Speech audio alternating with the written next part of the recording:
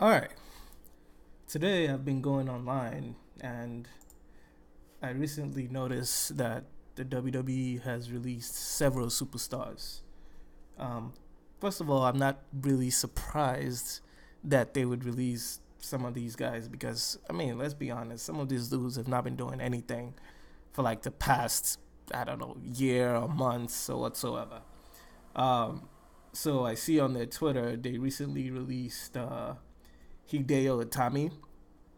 Um, I, to be honest, I'm not shocked.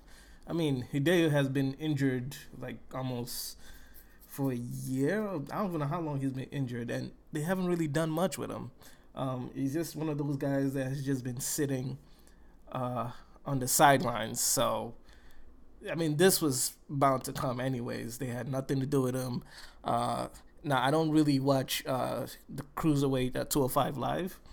I don't really watch it, so I don't really know what's going on there, but so far, I'm pretty sure I've not heard anything about Hideo. So I can, I mean, I can understand why they would release him. And it's not like he's that bad. He's a bad wrestler or anything. But once in a while, when you just sit in backstage and you're not doing anything on TV, and you might do like a live event here or there, that's kind of a sign that you should probably ask for your release. You don't want to end up like Zack Ryder. Well, anyways, so I'm not shocked about Hideo Itami. It was bound to happen at some point.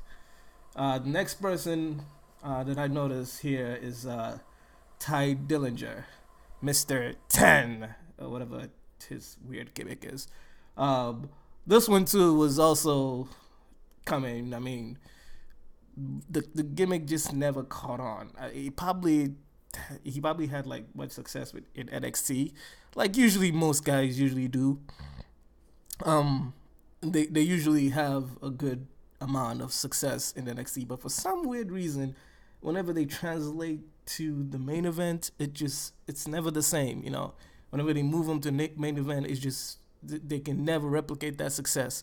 At first, I wondered why, but then I speaking to a friend of mine once, he was like, the reason why it always looks like these guys are nobodies when they come on the main event is apparently because on NXT has their own group of fans. Apparently, NXT is like taped at the same location. I'm not sure if that's the case anymore. So the fans are kind of used to the wrestlers. So, they kind of have more, I guess, connection to the wrestlers to the fact that, they see them all the time. Whereas on, the main event stage on Raw or SmackDown, you're going to different places every week. So the fans there are not really used to you. So you kind of have to reintroduce yourself, back to the fans. And that's where the disconnect, that not only do you have to reintroduce yourself, the obviously people backstage are not doing anything to help you get over with the fans. So this is probably also the case of Tye Dillinger, where he, moves to SmackDown, and he gets a little time here and there, but nothing ever really sticks. To be honest, I hated the whole 10 gimmick. I thought it was corny. I didn't see it going nowhere, and lo and behold, I was right. But either way, he would probably find success somewhere else. He probably would go to Impact or AEW, as everybody's so excited about nowadays. So, who knows? Anyways, it is what it is, man. It was bound to happen at some point, and I think he was probably one of the people who has asked for his release. Which like is one of the best decisions he could do for his career. So he would find success somewhere else, I hope. And a third guy who I learned about recently was TJP. I actually like TJP, funny enough. I also thought he was one of those guys who where the company didn't really have any vision for him. I think it was just experimental when he won the cruiserweight belt. I honestly thought they were just trying to were just trying to experiment with the cruiserweight division, and it didn't really stick. Although I think they had something great with Neville. I don't know why they ruined that. When Neville was doing his whole, when they had Neville and Austin Aries, that was awesome. Like Neville and Austin Aries matches. I don't remember what WrestleMania it was, but though that match was amazing. Okay, those two really put cruiserweight on the spotlight with their match. But after Neville left and Austin Aries left, I can't remember who left first. I think it was maybe Austin. I don't know. After both guys left, the cruiserweight division is kind of like, I mean, they don't even like put them on Raw anymore as they used to. But I mean, from what I heard, it's, Buddy Murphy is apparently killing it on there. I haven't really watched it, and I don't really care for it. I probably should, but I just haven't gotten to it. Anyways, TJP has been released from the WWE, and that's not really surprising to me. I mean, he hasn't really done much lately, and he's pretty young. I mean, from what I learned, I think he's not even up to 27 or so.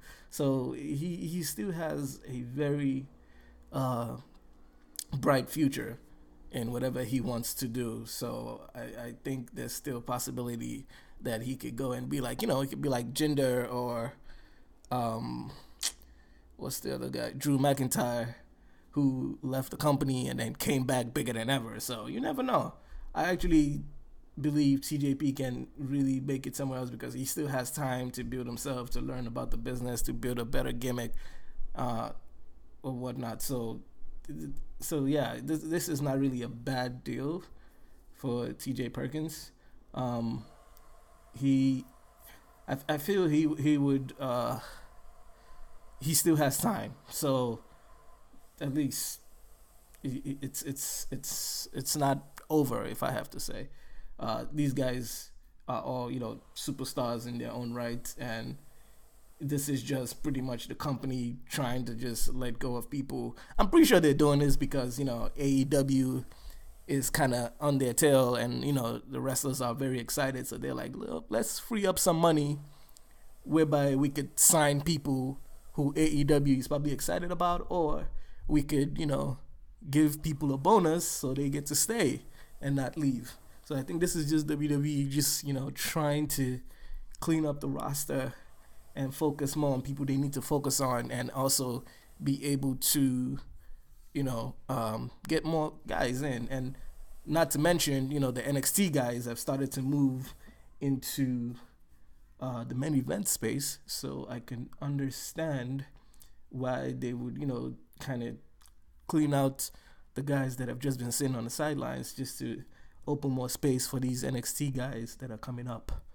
So, good luck to those guys, and I'm pretty sure they'll find success somewhere else.